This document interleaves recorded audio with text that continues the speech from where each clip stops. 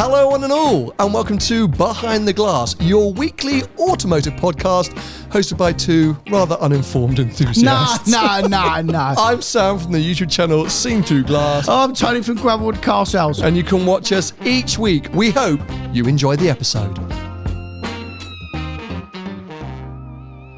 A few months back, I hinted that I was going to buy a new shape Range Rover for purpose.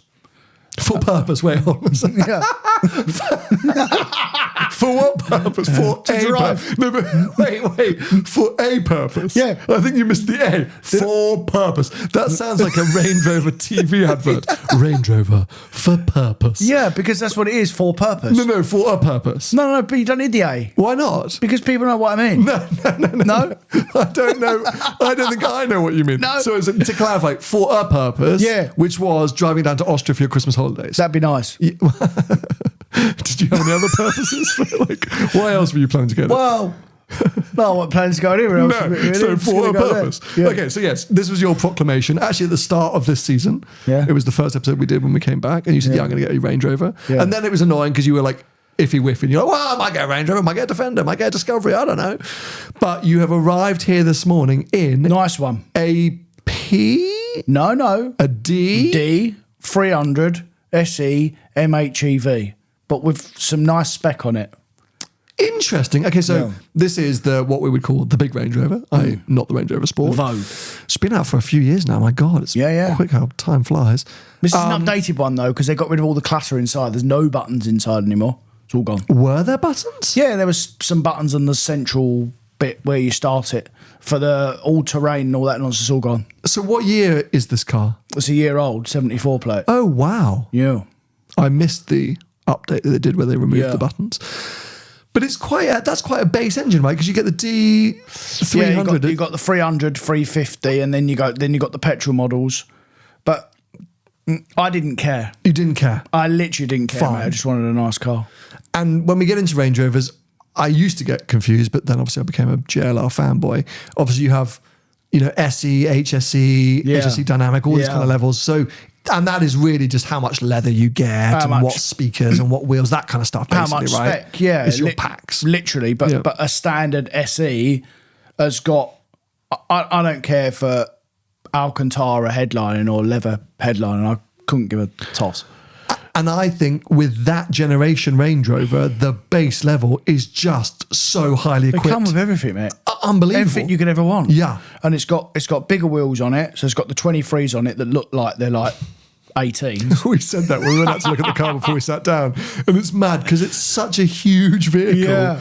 Those size wheels still look tiny. I think Yeah. you have to put 25-inch wheels on there before they look normal. Yeah, it won't be long before you get cars with 25-inch wheels. I'm sure. But yeah, it's got all the right options on.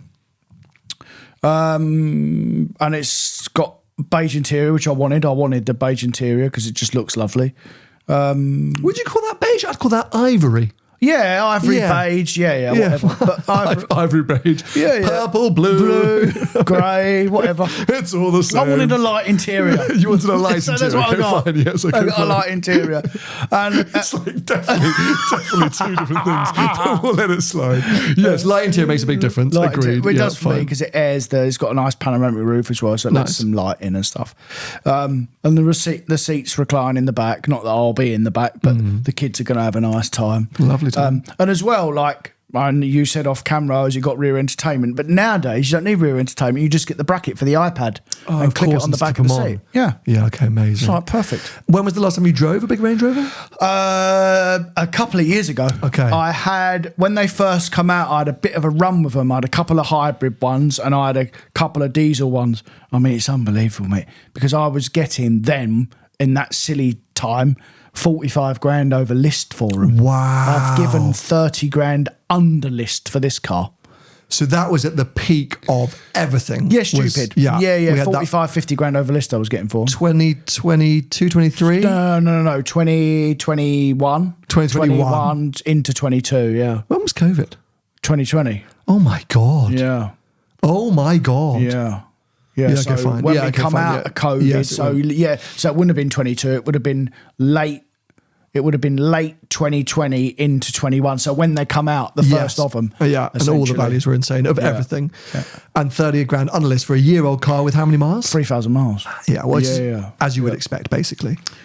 Well, yeah, so I was literally telling my friend this yesterday, and he said, that's lost a lot of money. I said, it hasn't. I said, because 6 or 7 years ago, I was buying the previous shape car that was just about 100 grand list, and I was given 70 grand for it. Yeah. So it's exactly it's just the same. normal. Yeah, it's just normal. Yeah. Back behind the wheel, though, as great as you ever remembered. Yeah. I mean, it's a big old wafter essentially, which is what it's for. But it is way better than the older car. When you compare the Sport and the big Range Rover in the previous model, there was a big drive difference. As in the old car was really wallowy, but this new one is less so. Yeah. It's still wallowy because it's a bit old, but I don't want it to race around, mate. I want it to munch miles. Just literally cruise. Yeah. And be comfort. And when you get out of the snow into the car, it wants to be warm and cocooned. Yeah. It's the noise dampening, I think, is so amazing in that vehicle. It's such a silent little space that you get in there and the world just goes away from you. You literally can't hear nothing. You can't, unless you're really on the accelerator, you can't hear the engine. Obviously, most of you all know that Land Rover use BMW engines now, so it's the inline 6 diesel, which is a masterpiece diesel engine, and the same with the petrol engine. It's the B58 or the S58, whatever the engine is, the petrol version, and they're bloody brilliant. They're such good engines. And for Land Rover, really, to just stop that rot of knowing that the engine and gearboxes are going to be all right in their cars now because they don't go wrong. So, as we know, down the years, Land Rover have had loads and loads of problems with their engines, and that's like instantly stopped. Yeah. So this is allowed other things to go wrong instead. I'm sure. Yeah. But no, I mean it's a great buy, and I think you're going to have an amazing time. You tend to do this in the winters, pick up an SUV. Yeah. It's not uncommon for you to buy something for 6 months or so just to pop around, and then we get to the spring, it kind of goes. And that's your plan again? You plan to move on from that? Yeah. After Christmas, once I've finished with it, I shall get rid of it. Yeah. And theoretically lose a certain amount of money that in your head is kind of worth it, or do you hope that you'll stick? Well, the reason why I was very vague of what I was going to buy in the first place, because the perks of my job is that I buy cars mostly with margins in them. Obviously, like there's a margin in the car, so I bought it at trade and I'll sell it at retail. Fine. So this is like a bit of a derogatory thing to say, like. Who cares? Like if I lose a bit of money, like I want it for a purpose. A purpose, not just purpose. Yeah. A purpose, so I'm going. And you're really rich. No, so I'm not anymore. No, but like honestly, like even if it loses 50 grand, mate, who cares? Well, it's not going to lose 50 grand. I'll keep it forever if it's going to lose 50 grand because it won't keep doing that. But again, who cares? You're so rich. Yeah, no. But yeah, I should be all right. I should be able to do a couple of thousand miles on it and come out clean. Yes, they're at a point where you should be okay, especially as you say, given the lucky position you're in. But in general, if you were a punter who somehow had that kind of cash to splash, it is one of those cars that now at that value or a little bit less, because one of the lowest valued cars on the market, if you're going to get one which is 3 or 4 years old, where have they started to bottom out at? I bet they're still 65, 70 grand. But with they 30 or 40,000 miles on them. Yeah, and they would probably suffer another 3,000 or 4,000 miles and not lose chunks and chunks of money. So, it's anyway a unique situation, but I'm happy for you. I think it's the right choice. I think it's a great looking car. I think you'll have a lovely time. I'm rather jealous. Well, it's sort of for what I want it for. I couldn't really think, because I could have had an X5 or a Q7 or anything, but for what I actually want to use it for, I couldn't think of anything better to go and do that in. And I'm sure we spoke about it. Are you putting all-season tyres or snow tyres on it or something? It comes with the all-season. All-season's fine. It could be because some places in Europe you need specifically winter tyres or chains or something. Because where you're going up to Zell, aren't you? Going to Zell, Yeah, so I think just be careful, because there's definitely some places where theoretically it's a requirement, i.e. if you get into trouble and you haven't got the right tyres on fair. or chains in the boot, you might get a bit of a bit of a fine. But fine. you're so rich, who cares? Speaking of rich, I parked next to you this morning. Yeah. In well, I would say an equally ostentatious car, but it's actually way more ostentatious, isn't it? The £400,000 Aston Martin Vanquish Volante. Well, you know what come to mind, because I parked up next to it and I looked at it and I thought, oh, what if Sam's got any inheritance money? The inheritance money's finally come through. Could you imagine? I went, yeah, mate, size. At the weekend, I was bored. Just went to pick one up. Well, it looked nice on the forecourt. God, what? You know, there are people like that. Of course. There are literally people like that who like have no plans and they're just like hanging around and they just walk into a showroom and go, how much is that P1? Of course. Yeah. Yes, of course. What a life. And that's what like some of these big dealers hope for. Yes. That just some bloke comes in and surrenders. Well, do you remember one of our greatest ever connections and friends from the Lee collection? That felt like how that operated, right? Well, it was. Lawrence at the Lee collection. Yeah. One of the just most amazing human beings ever. It felt like he was like sitting at work one afternoon and someone would call him and say, have you driven an F8? He'd go, no, I'll buy one. Yeah, Just like, yeah. That was, we were like so here for it. Yeah. So yes, we've met Is he people still that- spending money like... I think so. I don't Really? know. Well, because Josh, my actual fucking best friend, left. He's gone and done his own thing Fair. now. So I have less interactions with Lawrence than I did. But from Instagram and social media, it looks like He's still piling in. Yeah. Good lad. What a lovely human being. Yeah, Anyway, Vanquish Volante. Yeah. Now, I don't know how I feel about this car. Well, have you driven it? To the station and back. Had to Oh, drop, mate, hold on a I minute. dropped off the delivery driver. But, okay, so bear with me. The reason why. A huge fan of DB12, like massive fan of Aston great Martin. car, yeah. New Vantage, I was like, I really like it. I just don't love the direction they've gone in. I'm not certain. Like, it felt like a little bit flawed to sports car. You obviously drove it as well. Like, I sort of... But we agreed that they probably had to go in that direction of Vantage to separate it from the DB12. Yes, but my least favourite generation of Vantage. As in, if I had the money today, I'd be buying DB12 over Vantage, where every year previous, I'd always buy Vantage over DB9 or DB11. Right. Anyway, So for me, it's the other way around. I would buy the new Vantage over the new DB12. Interesting. I would, yeah. And I wouldn't That's buy any of weird. the previous ones. How funny. We've never had that discussion. Yeah. Why would we?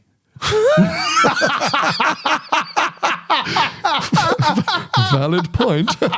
Anyway, fan of DBX 707. Anyway, boring story. Like, I'm sort of an Aston fan, always have been, like what they've been doing. Vanquish came out and I was like, ooh, kind of cool. Yeah. Looks big. Don't it is love big. the twin turbo V12. I've never been a massive fan of that twin turbo V12 when they replaced the old V12. So Yeah. I was a bit and everyone started putting it up against the Dodici Cylindri. And all these reviews came out, and a lot of people were like, oh my God, the Vanquish really offers something here. But that's what it rivals. Absolutely. Yeah. But would you say that maybe previously Aston never got that close to actually competing with the Ferrari in many different ways? No, Like they bring a rival car out, but they never competed. And still, though Aston Martin are way better than they used to be, probably better than they've ever been, actually, in terms of making cars, because they bloody work now. I still have the Ferrari. Well, but review-wise, people were saying this is now a car that actually dynamically and for many reasons competes. So I was like, wow, this car must be unbelievable, because people are saying like it genuinely would consider this, like it offers something. Or the Ferrari's gone backwards. Well, that's another point. But then I drove the Dodici Cylindri, Yeah. loved it. Loved it. So I was like, okay, well, this is confusing. And then I saw the Vanquish in the flesh the first time together in that dealership. Coupe.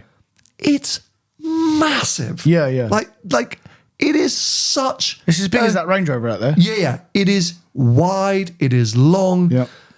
I don't know if I adore the looks in the flesh. Like, I don't necessarily know if I look at it and I go, oh, it's so good looking. I think it looks better in coupe form than convertible, for sure. I'm with you there, but Yeah. so I've sort of had this weird thing where I'm like, okay, I know I love what Aston are doing. Everyone is saying that this car is really unbelievable and genuinely would be, a hard choice between the Dodici Cylindri, which I love as well. All these things like tick, tick, tick. But something in my heart didn't actually make me go, oh. And I was supposed to drive it back in the summer. I think I cancelled on that loan. Anyway, long story short, I finally got the keys to the car. It is the Volante version, which I agree. Like, I'm not a massive soft top fan. Because it's a soft top. Yeah, maybe. And obviously, we're going into the winters. It doesn't feel like quite right. But I don't know. I'm in this weird moment. I haven't driven it. I've driven it to the station and back. It's literally half a mile that way and back. And I've got it for the week and I'm going to go out and do it. And it's a weird last minute thing because I was actually supposed to be driving the Mercedes AMG GT3 E Performance this week. GTSE. Oh, which is the Turbo S rival. Yeah. And I thought that'd be really interesting off the back of the Turbo S Correct. launch. Go and drive that. I watched your Turbo S video. Oh, thank you. Was it a waste of your time? Yeah. Literally. That's literally my next sentence. It's like 19 minutes I'm never ever going to get back. You literally just waffled on, mate. Thank you for the support. Please tell me more. Go watch it on See-Through Glass. Tell me more what you didn't like about the work that I did. Well, you'd already watched 6 other reviews, hadn't you? So well, that's probably why I watched your one. I thought, what's he going on about? Yeah, so you knew everything that was going to be said. And we'd spoken about it on the podcast the week before, but I'll try not to act offensive, even though I feel personally attacked. Thank you for that. How many cars you sold this week? 7. Should have sold 10.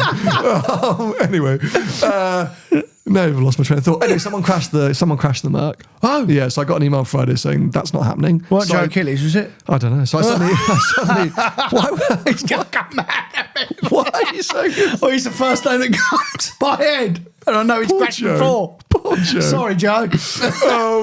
And anyway, so I just suddenly was like, oh, what do I do? Message Aston, and they were like, yeah, we got the Vanquish. I was like, sick, book it in, please. So it's all happened a bit last minute, and I'm intrigued. I want to find out. I just don't know where to drive that car, mate. Like, I honestly sit there. On the road? No, but dude, not only in the UK is it ginormous, it's rear-wheel drive with how much horsepower? Well, it's got to be 800. Yeah. And something. Yeah. I bet it's got £1,000 worth of torque as well. Definitely. Yeah. So that's a bit stupid then. That's what I'm worried about. Right. Well, Yeah, 825 horsepower and 1,000 newton meters of torque. Yeah, nonsense. Allows for 214 mile an hour top speed. I mean, like and because of its size, like How long you got it for? I've got until Friday. What are you doing for the rest of the week? Well, no, I can't. My Thursday and Friday are my filming days, so I'm going to go and take it somewhere and do something with it. But I just don't know what kind of road. Do you know what I mean? Because that car, what I should actually do with that car right now is drive it to the Black Forest. Do you know what I mean? Like, it needs to do a long GT drive to Cruiser Wafted and then get to a really nice flowy road with great visibility. It should go up to Scotland. I just haven't got time. Do you know what I mean? I need big open spaces where I can carry speed through corners and be a bit dynamic, but not like really have to attack the road.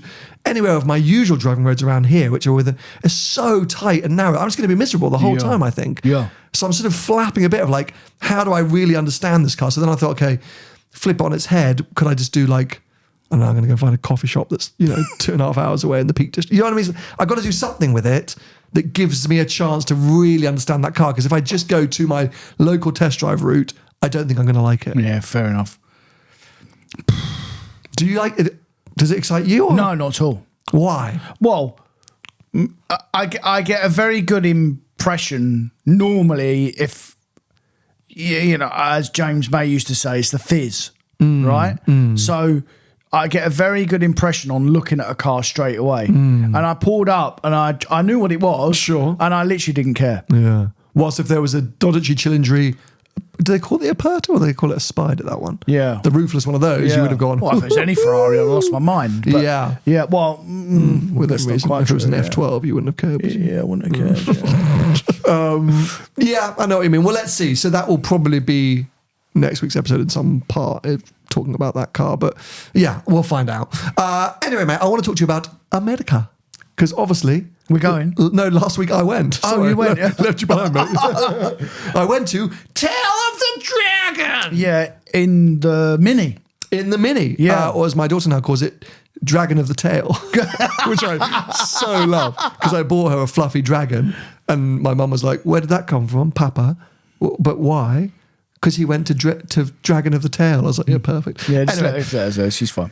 North Carolina, my new favourite state in America. You like it? Mate, unbelievably beautiful at this time of year. Yeah. 22 degrees, clear blue skies, the best autumnal colours you could imagine. Yeah.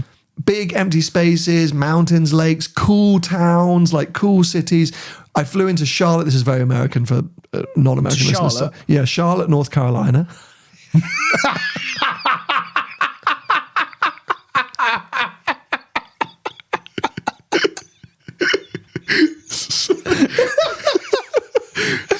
Personal joke.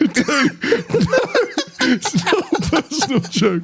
Tony pulled a face because I said I flew into Charlotte, and I really shouldn't laugh so much.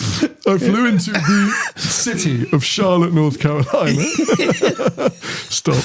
And then we drove and stayed overnight at somewhere called Asheville. It's kind of like a cool town. And then we drove out to Tail of the Dragon. Yes, and I was in this 2025 Mini Cooper JCW. Can't we do a tour there then? Well, this is what I was looking at, because this was, I think, what they call the Great Smoky Mountains / the Blue Mountains / driving heaven. Is there enough time there? Well, do enough yes. there? Firstly, America's just huge. Matt Farrow was there doing one of his road and track driving tours. Where does he live, Matt, then? What? Where does he live, California. LA. What, and he goes all the way over to there? And they do them all over the US. Wow. And so they did 5 days, I think, in this area. And it is totally doable. And even when I went to visit Porsche HQ, which is in Atlanta, Georgia, they told me that there's amazing driving roads you can do all in and around there. And just on my way to Dragon of the Tail, I found incredible roads. So that is an area that I want to explore so much more. Fair. And the roads are American, as in they would have suited the Vanquish Volante massively. Lots of flows, but interesting enough and definitely enjoyable enough. But the views, the scenery, the tarmac quality, how empty they are, just really, really enjoyable. Okay. But then I got to Tail of the Dragon. Now, last time I went was 2019. It was raining. It was packed.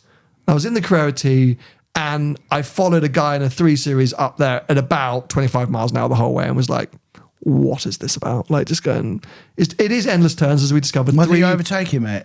No, he was my guide. Oh. And you can't overtake. You literally can't overtake. It's 318 turns and 11 miles, solid yellow lines the whole way, and mate, non-stop blind corners and traffic, and people are going flat. You cannot overtake. Like, it is death to overtake. There's a lot of turnouts, they call them, so places for traffic in front of you to pull into. But if they don't, if you're behind theoretically fast-moving cars, it doesn't happen. You can so end up in a queue, because I genuinely wouldn't overtake. Like, it's not just like it's not allowed, because it's too dangerous. You have a lot of bikers there. Fine. But the interesting thing was, what I realised, or what I'm going to claim, is I think this is the closest maybe you could find to the Nürburgring in America. Wow. And let me explain why. Because not only do you have the risk, on average, 1 to 2 people die on Dragon of the Tail each year. It's a public road, not a racetrack like the ring. And there is a real community. Not only do people go there with purpose-built BMWs made for the Dragon or Mustangs or whatever to test vehicles, and there's a lot of bikers and all these things like that. But at both ends, they're kind of like places to hang out, where people kind of congregate and talk about the cars they've bought. There's shops, there's restaurants. Like, it's a real vibe, like a real Angeles destination. Crest, yes, like we went up to the top of Angeles Crest, 100%. But this felt more grassrootsy. Okay. Angeles Crest, I think, because of the inherently California car culture, feels a bit premium. Yeah, Even if you get up there and there's non-premium cars, it just somehow feels a bit premium. This just felt a bit more grassroots, a bit more anyone can go, a little bit more lawless. But yeah, I really got into the vibe a lot more this year. Nice. But second to that, it was beautiful weather, unbelievable foliage, and the road was really quiet. Was it? So time of the year, you reckon? Yeah, so everyone explained, like, there's a multitude of factors. I mean, middle of the week, time of the year, all of this kind of stuff, luck with the weather, all these things. But I must have been there from 10, 11 a.m. till 4 p.m, going up and down, and I must have got the majority of the time clear runs. And this road is really fun. I take back everything I said. I do still enjoy the enthusiasm that some Americans have for Tail of the Dragon. Like, oh my God, it's the most crazy road in the world. Like, I'm like, calm down. It's a twisty road. And it is like, there are moments that could catch you out. There's some really crazy camber. There's some, apexes that kind of double up on you, and some quite sharp falls. Like, you could get yourself into trouble if you didn't know what you were doing. Right. But if you are used to driving technical, twisty roads, it's a technical twisty road. Nice. And the Mini was kind of perfect for it because I'm sort of flat everywhere. Do you know what I mean? Like, obviously, JCW. I suppose better ask about the car, I suppose. Yeah. Well, no, latest JCW, obviously, they don't do manual anymore. No. So they're auto box, coupe, ready and rocking to go. Coupe, hatchback. Sorry, hatchback, thank you. As in not, because there were soft tops on the on the drive. And it was just great, as in like go-kart, like most of the cars I saw having most fun up there were MX-5s, were Supras, were sort of light and nimble-ish, 350 horsepower max type stuff. I saw a couple of Turbo S's. I saw a couple of Corvettes that looked like they were just having to wait. Do you know what I mean? Like that they couldn't really extract much from the cars. The guys who were really pushing on, GR86s, all that kind of stuff. So the Mini felt well placed, but I think at the same time I was like, I would love to come back here in, and what's that? Oh, like a GT4. Okay. I thought a GT4 on that road, manual for me, just to have that ultimate, because it would be another thing to think about. Because there, you do have to think. It was the only thing I thought, okay, that would be my next level, but actually, hot hatch, i30N, Civic Type R would have been, Civic Type R on that road. Unbelievable. Yeah. So I really enjoyed myself. My quest was to discover, is it actually America's greatest driving road? Because that's what a lot of people say. I don't think so, dude. You don't? I think even in that area, there's some other roads that you could claim are as good and as... It's just the most famous road. It's just got a reputation. Yeah. Maybe because of the amount of turns, like the relentlessness of it. It is 11 miles and it is relentless. Right. And I couldn't tell you oh, mate, mile 6 is the best. It's just all the... it's just non-stop. You're in the tree line. And where does it go? It just ends? It goes between Tennessee and North Carolina. It crosses the border. Right. And it was an original transit route from Nashville into North Carolina. So it's nothing. It's not a loop. It's just a road over the mountains, over the ridgeline. Fine. So, but there's obviously a motorway that's the quicker way. But if you want to go over the top, you can, right? I don't know what the motorway is. I think because it's a huge mountain range. There's hundreds of roads in there. Okay. So it's just a specific road within that mountain range. It's not like Europe, where there's one pass up. Yeah. There's hundreds of roads in there. Okay. So there's just one of the roads that just crosses over. It's a bit like going to Andermatt in Switzerland, where there's lots of different passes. Yeah, I guess. Yeah. Okay. Yeah. There's lots of routes and roads, and there's lots of little communities.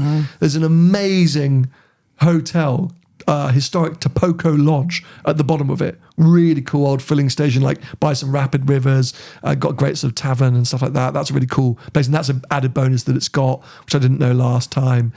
It's just, if we were there, I'd be like, let's go do it. Yeah. But if you got there on a busy day, I'd be like, Tannerman, it's not worth it. Yeah, okay. We're going to do the other roads. Just go to the other roads and you have just as much fun. The photographers that are based there year round that just snap everything, put it online. So, I had an absolute blast and a great trip. That content is coming soon. And really what I learned from is I want to get back and discover and explore Tennessee, North Carolina, Georgia, a whole load more, that kind of area. Because I think for driving roads, for me, that felt really freaking amazing. Fine. And that's like mid-America, right? I was trying to explain because my mum was asking where it was. No, not really. It's sort of southeast, but not... No, it's not the deep south, and it's not Florida. So New York side, straight down, and then in a bit. Okay, so towards Florida, Miami. Yeah, going sort of down, if New York's there, Miami's there. It's sort of in here somewhere. Okay. So the flight not even that long, 6 or 7 hours? 8 hours. Right. 8 hours, Okay. And I got caught up in the shutdown. Do you know about this? No. The American government is shut down. I don't know if it's still shut down. It was shut down for when I was flying, 36 days. They just closed the government. Why? So apparently something to an argument with healthcare, because they couldn't agree, Trump was like, well, we're closing down. Really? Yeah, so they just shut down, and that means no one's getting paid. So all the airport staff were like, well, we're not getting paid, so we're not working. So they had to cancel loads of flights and stuff. Oh my God. Insane, isn't it? Weird that we never hear about this stuff. Yeah. I had no idea. My mum texted me, are you going to get back? And I was like, what do you mean? She goes, well, they're cancelling flights. I was like, oh my God, go back to the airport. But yeah, really, really good trip. Huge thanks to Minnie for organising that and putting that together. It was pretty freaking mega. And I think we need to head back. Anyway, I know you said that you got a Porsche story. Quickly, I want to touch on a Porsche story. My GT3, about to be 3 years old, due an MOT and refinancing. Wait a minute. Yeah, it will be. Mad, right? Was it December or January? Well, it got delivered in December, and I think I paid for it just before Christmas, and then I took delivery in January. first week of January. Yeah. Yeah, when it's registered. Yes, exactly. Yeah. So MOT's a wild thing. I mean, I hope it's going to pass. Lol. It'll be fine, mate. I know. But funny that's the first car I've sort of bought new and has required an MOT So you got to type extend thing. the warranty. I've got to extend the warranty. You better do that now. How do I do that? Just literally just ring Porsche up and just say, "Can I extend the warranty, please?" It's a bill though, isn't it? How much is that? They'll relieve you of between $2,000 and $2.5 grand. Then you've got the extra 2 years. You haven't got to take it in or anything because it's still got manufacturer warranty. So if you do it now, renew it like before it runs out of manufacturer warranty. You haven't got to do the 111-point check. Just keep spending money at the minute. Sell the car then. Well, I did think about this. No, mate, you can't sell that car. I don't ever want to, and it has gone on. It's gone on to mean so much more than what the car actually is. And yeah, 3 years. Like, where's that? Like, yeah, what? of course. And don't forget, like, because I'm at the same position as my car now. Almost, I got mine just after you, and like I've paid a huge chunk of it off now. Like the refinancing's not going to be that bad. So your monthly payment's going to go down anyway. Nope. No. Nope. Why? That's what I wanted to come into. Oh no. Mm-hmm. Oh, they've recalculated. The banks have recalculated the residuals because they're pooing money. Mm-hmm. No, they stopped pooing money now, but they were. The Porsche quote was an increase of £400 a month. Yeah, but you can't do that, can you? Magnitude came in at 280, 300 a month more. More. Yeah, that's the residual. 250 a month more. The residuals have all adjusted. Mm-hmm. And I guess new car versus used. Yeah. Well, that Porsche one will definitely be geared on trying to sell you a new car. And to be fair, Magnitude couldn't match for the first time ever in my life the original Porsche offer, because you're right, there would have been an incentive there of like new car finance. Yeah. But on refinancing, their offer was, I literally looked at it, I was like, what? Because I thought the same as you. I was like, finally, like I've reduced some of my payments. Yeah. And then the figures came in, I was like, that is disgusting.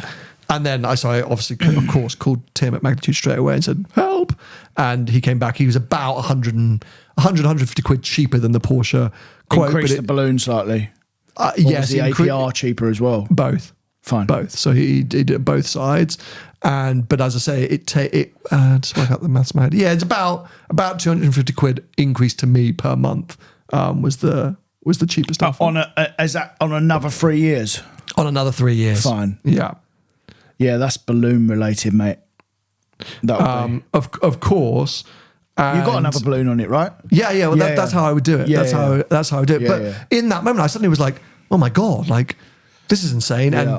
And now I've got the Project A. I just, for like half a second, I was like, what could I or would I do? Because as you say, I've got some equity in that car now. Well, just hold on, listen to your mate for a minute, right? Because this is the time now, this second trimester, as they like to call it, right? That's quite good, wasn't it? Yeah, it's quite good. Yeah. The male trimester. Yeah. This period now is where you'll start to use that car as a savings account. So just keep it. It's fine. Interesting. Yeah, because it's not going to do what it's been doing over the last 3 years. Not going to do that again this 3 years. Okay. So just keep paying in. Just keep paying in. Yeah. And then the next time when you go to come out, or if you get it extends 6 years old, which is still not bad, mate.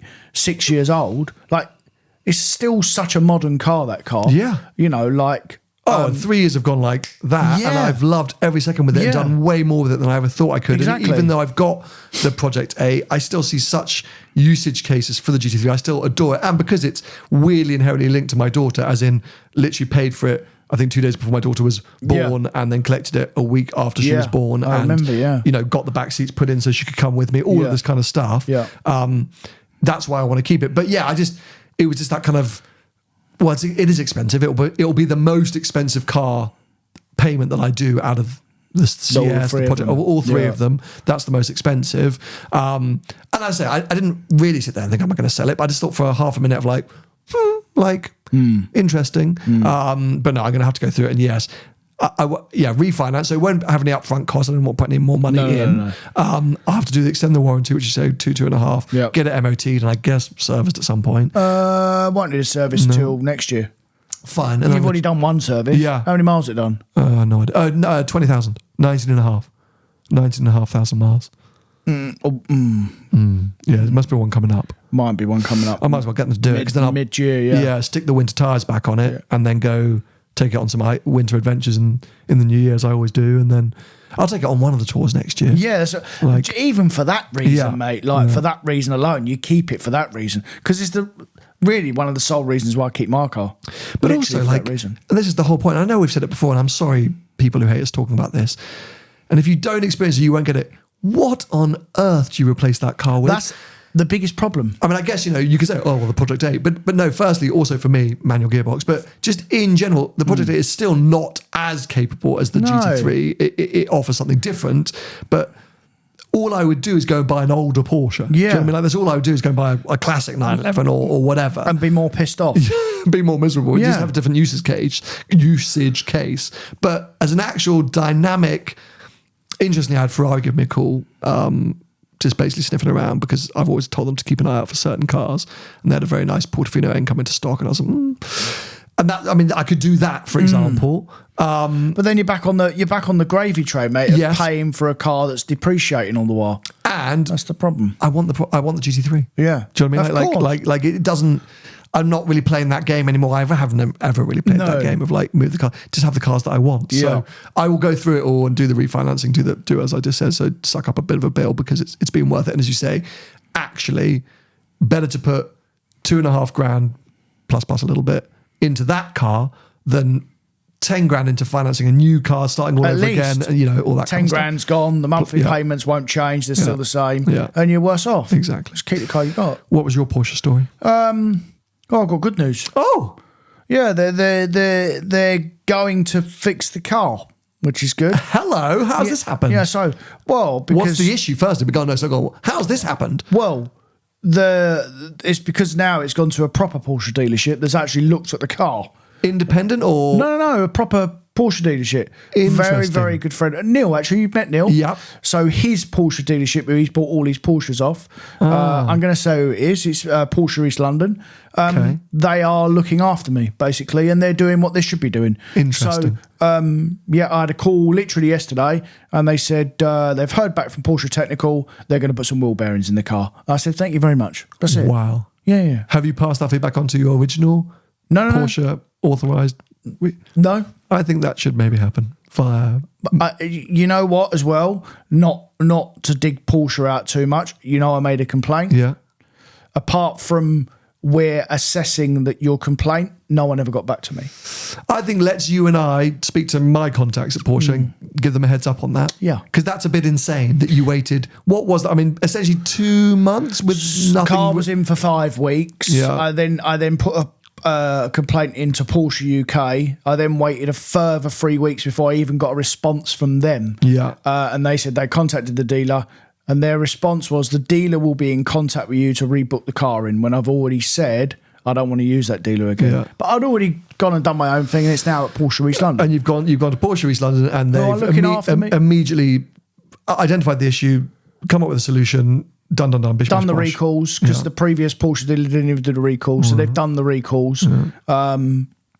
They've done what I've experienced over the last 10 years with Porsche, which is insane when you think that it comes down to that sort of level, people specific, dealer specific, and that's the problem, I guess, whenever you have a group of anything, forget just being a manufacturer group and dealer group or whatever, it is down to the level of managers in that workshop, of course, process and protocols, and you can get so easily burnt and suddenly turn against an entire brand or an ownership experience because of people do, mate. Yeah, of course. Yeah. Well, you were fuming, mate. I was fuming. Off camera. I know we've talked about it a bit on here, but you've genuinely been kind of raging, to be fair. But I've got every right to be. Well, absolutely. Yeah. But it was specific to that other dealership. Yeah. And I wonder how many people have actually got burned and it was the McLaren story was such an interesting one, right? The amount of people that I knew that were working with McLaren London or Ascot that would rage and fume about can't get a car in for 10 weeks, no one takes my phone calls,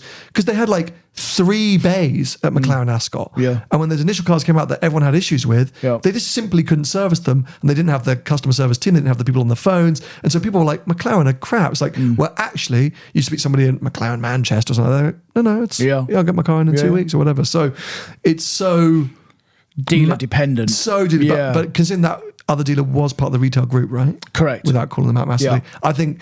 I don't think we need to say who it is. Well, no, I don't want to. I specifically don't want to. But given how close we are with Porsche on a press side and how good a relationship I've got with that team, but it's not their fault, man. No. I want to tell them, so that they can pass that feedback on.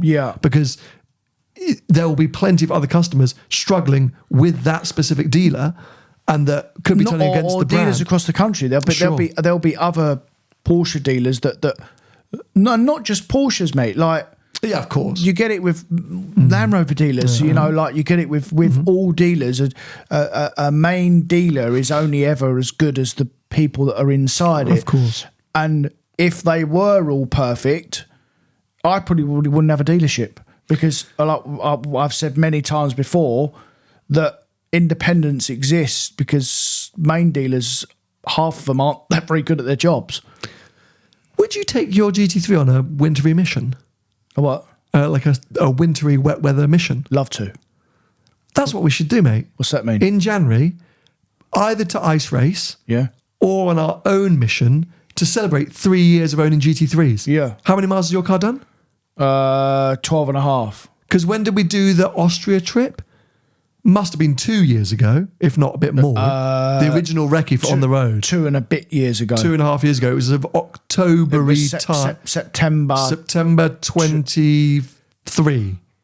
Yes. Yeah, so... Yes, because it was because I've had my car March 23. I got it back 3 months after you. So if we could even do like Scandinavia. We could go up like Stockholm. It sounds like a massive crash. Yeah. But it's quite hard with the winter tyres, but we get winter tyres on both. Yeah. And in January, go on a little celebratory. We've had these cars for 3 years now. Yeah. And just reflect and enjoy. We could go and get them to break. Yeah. But slide around in the snow a little bit and have a picture of the two cars like up against the snow and slipping around, because I've done so many ditches. I've done so many wet weather, icy drives in that GT3, and it's a ton of fun driving that car in cold conditions. And still great, and it looks amazing. So you can imagine our two cars like parked up on a snowy-ish pass. We should do a tour one day, mate, like a winter tour. Yeah, I'd love. That'd be so. Okay, well there you go. Then makes it worthwhile for you. Do the recce. Let's do a recce. Yeah, let's go do a recce of a winter. Because you remember I used to do these snow tours with the Team Callag boys. And they were mega, and that was that time of year up in Sweden or Norway. And we started to struggle because there started to be a lack of snow. Sorry, Greta Thunberg. It's a real schlep to get up to Scandinavia. So like I've never done it. But you burn 2,000 miles just getting there. So? And it's like 2.5 days of just the most boring and flat motorways. What I'm saying is, could we figure out a way to truck the cars half the way? There. If we could figure out a way to truck the cars at least up to like, somewhere at the bottom of Sweden and wait for us there, and then we go and do 3 days like that into Sweden and Norway and then come back. Like that would be worthwhile to view for a 2026 snow tour. Done. That's worthwhile, isn't it? Yeah, and what we could do is we could leave. We could both go in a car to Sweden, leave that car there, jump in our GT3s that have already been there on the lorries. I just figured it out, because Porsche Norway are amazing, and Porsche Norway have wanted to do something for ages. So why don't we get the cars sent to Oslo? Yeah, we'll get the cars sent to Oslo. We go up there in like a Panamera Turbo S from the UK team. Spend a few days fighting around the GT3s, cruise back in the Turbo S. Job done. Oh, what a trip. Yeah, that's I'm excited. Should we go now? Let's go. Okay, done. Watch this space channel. Oh, and actually on that note, this is what... Oh, and that's... I just figured it out. I know where we're going. Well, anyway, we'll see how that actually all plans out. Movements and plans for the next few weeks. I'm off to Cornwall in the Land Rover. That'll be quite exciting. Your Land Rover? Yep. Yeah, in the Land Rover 90. So I'm quite Does that work now? It should do. This will be my biggest drive in it. The reason I'm doing it is, how many years ago now? I reckon... Cornwall, 15 years ago? No, maybe 15 years ago or 12. I'll work out exactly how long. My mum bought a house in Cornwall and she got the keys, and we were going down... It's a great story, actually. We're going down at Christmas time to go and check it out. We weren't going to stay there. She just got the keys, but we're going to go and check it out. And we were supposed to go down in Dad's Range Rover Sport. And in the morning, we got in and we were driving down the road, and it went, bong, low tyre pressure. And it was like quite low, and it could have been cold temperatures, but it was low enough to be like, it's concerning. I think it was dropping. So we also look at Dad, we've got to put air in it. And Dad got very cross at this. Did he? Yeah, fuming. What do you mean? What do you mean? He said, no, it'll be fine. I said, do I have to go to the garage? I said, no. I said, just pull into a petrol station, Dad, it'll be fine. Dad had no clue about putting air in tyres. Did you? Well, yes, but he was the kind of, that same mentality of like, what do you mean put oil in it? Don't they put oil in at the factory? So I said, like, go off and go. And Dad was like, I think I was being a petulant teenager, like, come on, Dad, put tyres in, like, I'm watching F1 or whatever.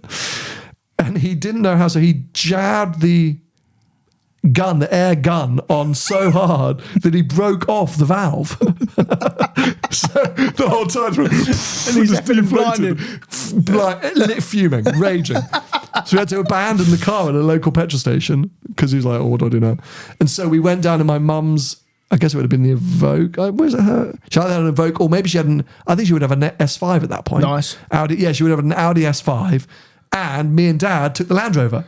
Oh. And at that point... You told me this story. Yeah. At that point, like, it was really worse for wear. It had no demist, like the aircon, the fan, none of that was working. Did it make it? It made it, but we obviously drove on the motorway with all the dogs. I had to keep winding down the window and leaning out to wipe the windscreen because what would you call that? The heater or whatever. It wasn't working. Demister. And it was hilarious. And we bombed all the way down there, spent a couple of days in Cornwall and bombed back. And it was like just one of those hilarious and bonding trips and blah, blah. So I thought it'd be fun now that I've got the car as mine to retrace and redo that trip with a bit of added pizzazz. Maybe go off the beaten track because I've just fitted these BF Goodrich KO3s, which are supposed to be these amazing off-road tyres.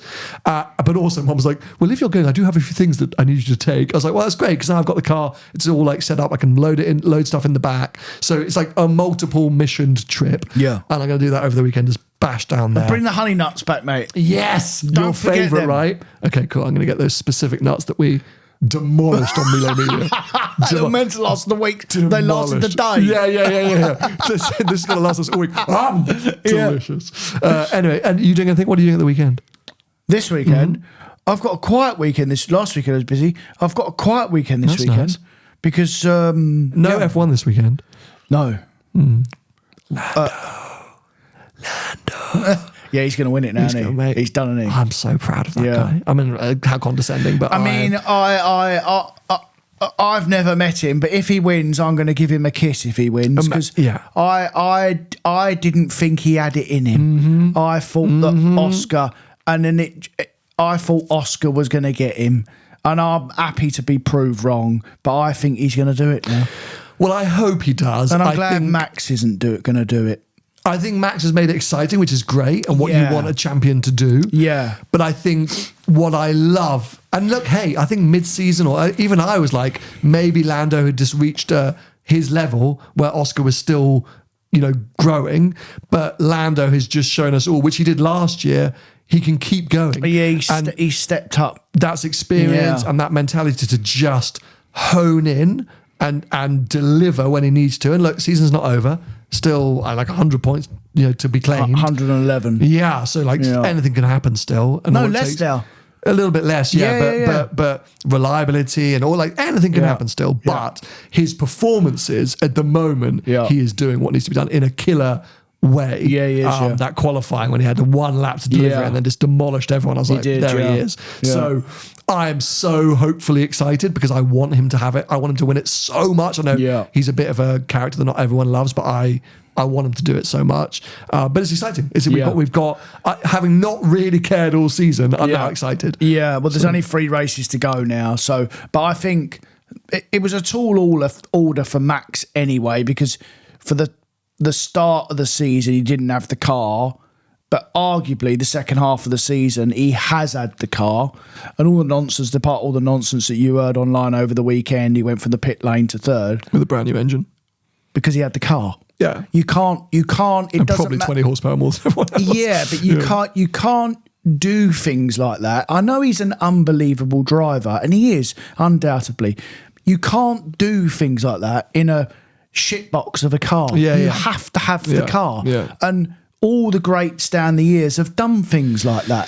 Well, what was it, Well, firstly, he did it in 2024 or something like that, didn't he? But 2021, which was the year when Hamilton did he do 20th to first in the sprint or something? Or he did 10th to first in the race. He done 20th to 5th in the sprint. That's it. And then done 10th to first in the race and got past Max at lap 30 or something in the race. And I feel like there was a Vettel year at Abu Dhabi where he did pit lane to P3 or Lewis P4. done pit lane at Hungary to third in 2016. It's been done, mate. Yes, it was an amazing drive. I take nothing away from it. But you have to have the car. Yes. You have to have the car. And then the skill and the tenacity and he's maybe the most competent driver on the grid at the moment, or the most skilled driver on the grid at the moment. I agree. And unbelievable confidence and talent.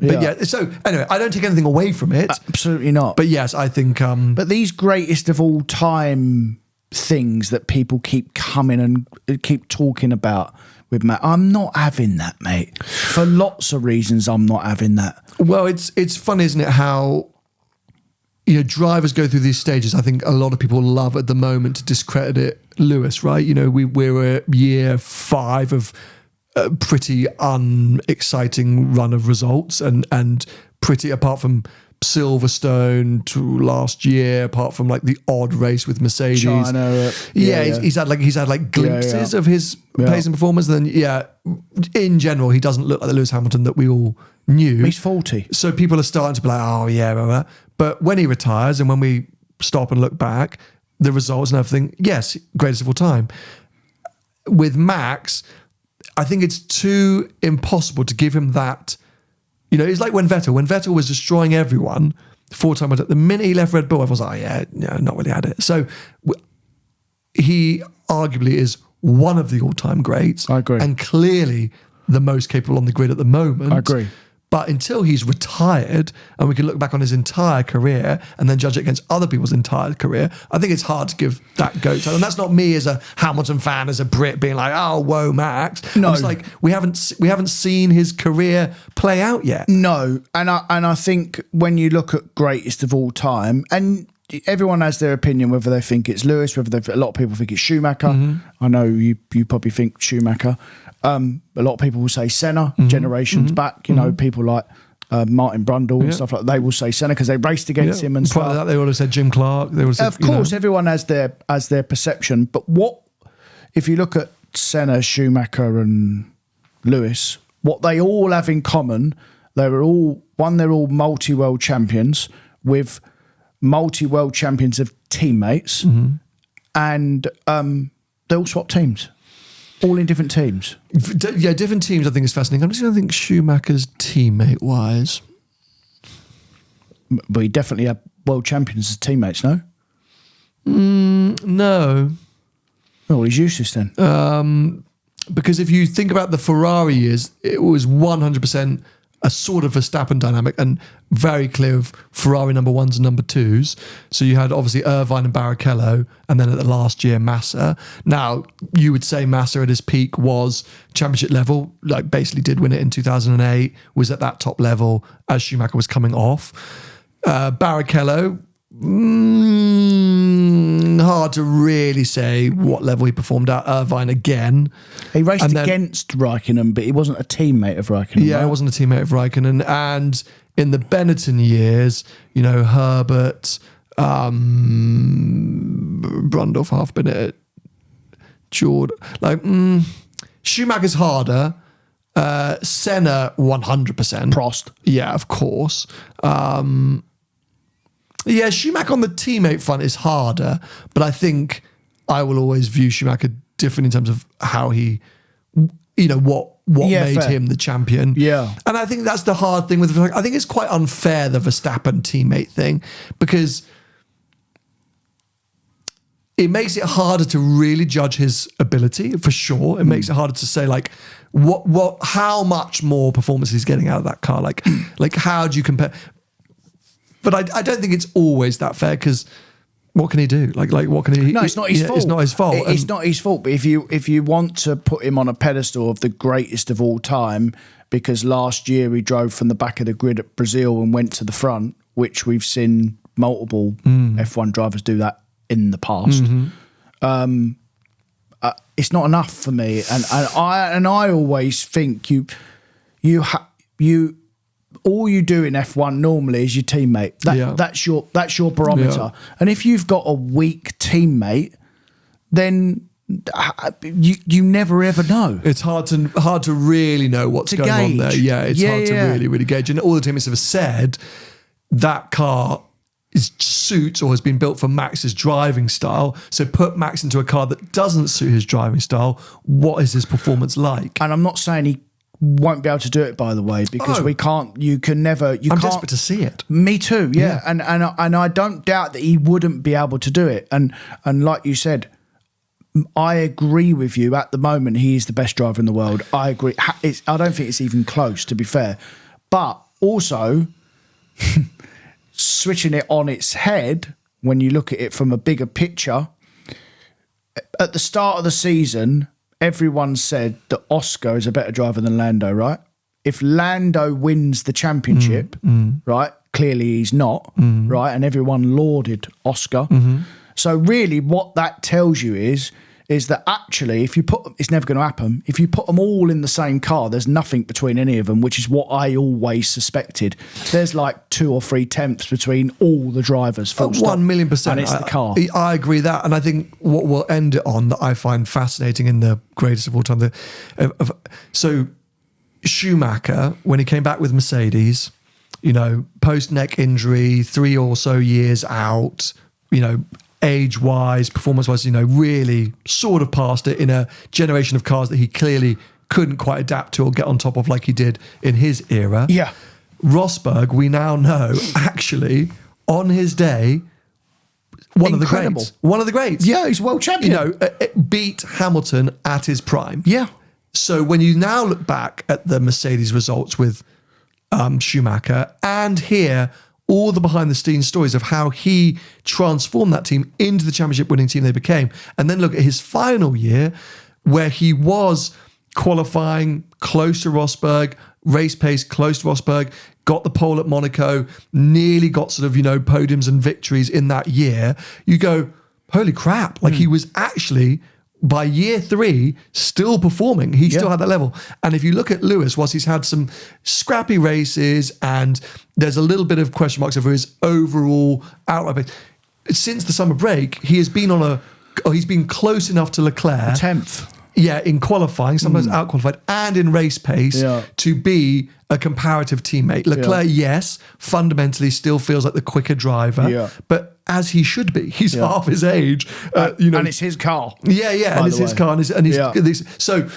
And that's where, that's where it will be fascinating about Max, is the adaptation. So that's why I think we all want to see it before making those claims. But at the end of the day, we are, armchair pundits, and it's hard to say. But that's my whole thing. It's like, I'm desperate to see Max, either because I don't want to put an Alonso, a Hamilton, a Leclerc, a Russell into that Red Bull seat, because Sergio Perez was a great driver, like a great driver. And I don't think that Tsunoda or Lawson or any of these people aren't good drivers. Ricciardo.